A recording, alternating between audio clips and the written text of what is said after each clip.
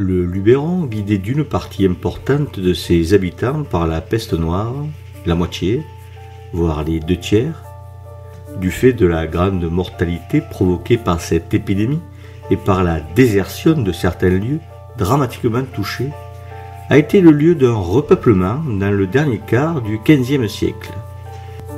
Il s'était agi, pour les seigneurs dont les villages avaient été désertés, de recréer des communautés entières capables de remettre en valeur les terroirs délaissés et ainsi d'en tirer le fruit des taxes diverses au titre de la seigneurie banale.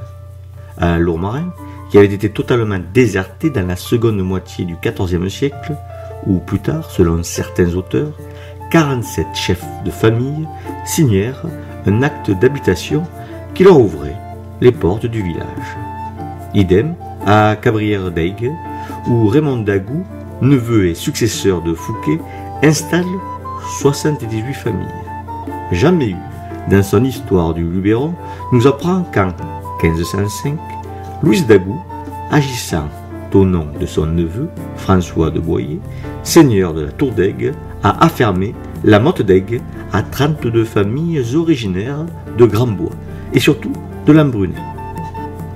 Le mouvement est donc d'ampleur, et si Gabriel Olisio, dans son histoire d'Apt, n'y voit pas la vague d'immigration vaudoise perçue par Jean Romat, inquisiteur de la foi, il précise que le phénomène est d'importance.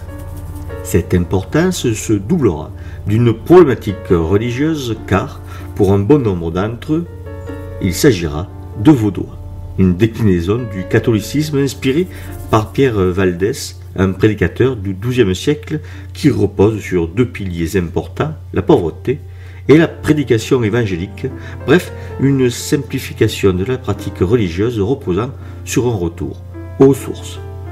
Fait remarquable, les Vaudois, s'ils composent une minorité à l'échelle du Luberon, ils peuvent par endroits composer la majorité, voire peut-être même la totalité de certaines communautés d'habitants. C'est le cas à Mérindol, Cabrières-d'Aigues, Cabrières d'Avignon, etc. Cette dissidence religieuse va s'attirer les foudres de la papauté qui enverra là un inquisiteur à l'époque où le luthérianisme met à feu et à sang la région qu'il a vu naître. Comme le dit Gabriel Olisio, et même si l'on avait déjà allumé un bûcher quelques années plus tôt, il s'agit d'un changement de regard. L'inquiétude vis-à-vis des dissidences se fait prégnante. L'Inquisition va pouvoir se mettre au travail et les interrogatoires de Jean de Romat sont une des sources utilisées par Gabriel Olisio pour écrire cette grande histoire des Vaudois.